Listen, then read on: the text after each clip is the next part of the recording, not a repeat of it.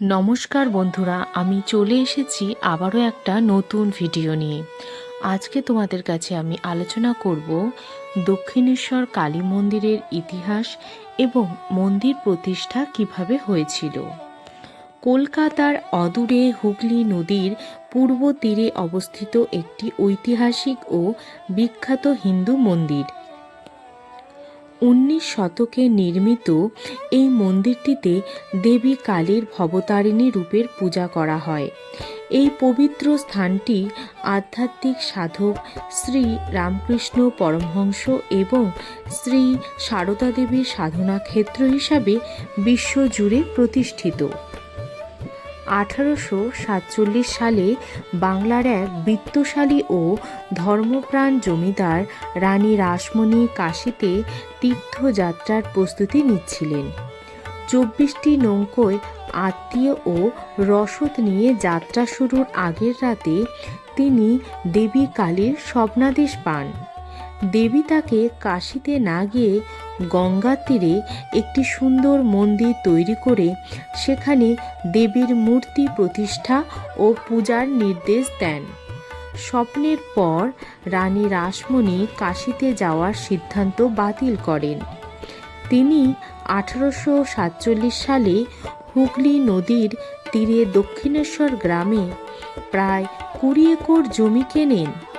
এরপর সেই জমিতে বিশাল মন্দির কমপ্লেক্সটি তৈরি করতে প্রায় 8 বছর সময় এবং তৎকালীন প্রায় 9 লক্ষ টাকা ব্যয় হয়।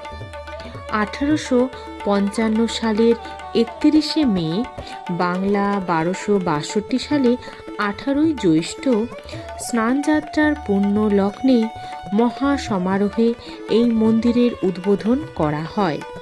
উদ্বোধনের দিন কাশী, নবদ্বীপ ও ওড়িশা থেকে প্রচুর প্রখ্যাত পণ্ডিত ও ব্রাহ্মণদের আমন্ত্রণ জানানো হয়েছিল। মন্দিরটি আনুষ্ঠানিকভাবে শ্রী শ্রী জগদীশ্বরী মহাকালী মন্দির নামে নামকরণ করা হয়।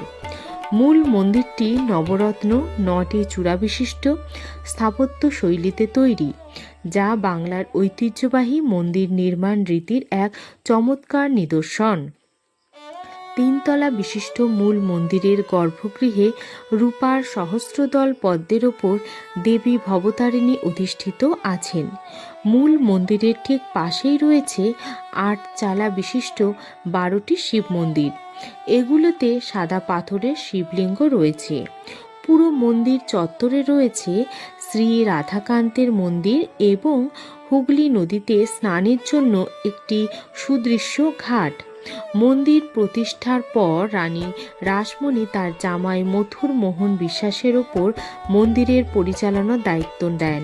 মন্দিরের প্রধান পুরোহিত নিযুক্ত হন রামকুমার চট্টোপাধ্যায়। পরবর্তীকালে রামকৃষ্ণ পরমহংস ও মা সারদা দেবীর সুদীর্ঘ আধ্যাত্মিক সাধনার মাধ্যমে দক্ষিণেশ্বর মন্দির এক জাগ্রত তীর্থক্ষেত্র পরিণত হয়। রানী রাসমণির অসাম্প্রদায়িক মনোভাবের কারণে এই মন্দির সকল জাতি ও ধর্মের মানুষের জন্য উন্মুক্ত রাখা হয়েছিল। কেমন লাগলো বন্ধুরা এই আলোচনাটি বা এই গল্পটি?